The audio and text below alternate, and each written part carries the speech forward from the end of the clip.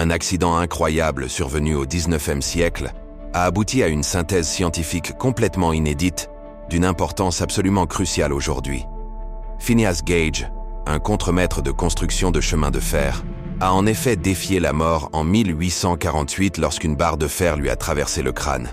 À la surprise de tous, et de manière totalement contre-intuitive, il survécut à ses blessures. Avant l'accident, Gage était un ouvrier aimable, sociable. Après, il devient impulsif, colérique, presque méconnaissable. Ce changement radical a surpris tout le monde. Ce qui se passe dans son cerveau après cette blessure a révélé des vérités cruciales sur notre psyché. En fait, cette histoire va transformer la médecine.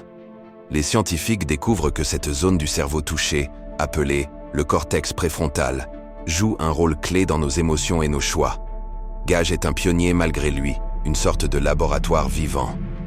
Sa vie démontre à quel point notre cerveau est influent dans notre comportement. Ce n'est pas juste une histoire d'accident tragique, c'est un tournant dans la compréhension de la neurologie. La science commence à réaliser que nos émotions, notre personnalité, tout ça est lié à des zones spécifiques du cerveau. Gage devient un symbole essentiel dans l'histoire de la médecine. Ces événements montrent que la neurologie a des implications profondes sur la société. Cela est magistralement démontré et expliqué par le docteur Srboljub R. Mitrović dans son livre intitulé « Intouchable, invincible, immuable » où l'on comprend parfaitement les liens de cause à effet du cortex préfrontal avec le comportement sensé ou insensé, moral ou immoral de chacun.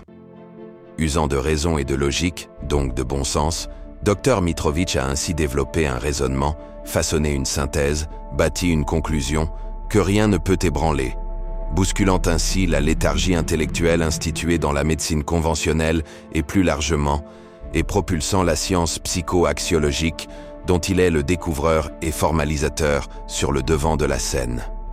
En conclusion, malheureusement grâce à ce qu'a enduré Phineas Gage, nous pouvons désormais affirmer que l'être humain est avant toute chose un être moral qui dépend intrinsèquement de la loi morale universelle, car sans moralité, un être humain n'est au final qu'un organisme bipède à forme humaine, source de destruction et du mal absolu, donc capable des plus abjectes et horribles choses dans la vie.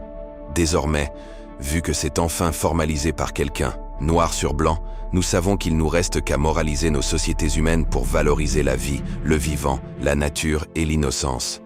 Nous pourrons ainsi tous vivre en bonne intelligence et se respecter mutuellement. Ce qui est extrêmement important et décisif pour le futur de l'humanité. Alors, incarne le changement que tu souhaites voir dans le monde, avant qu'il ne soit trop tard.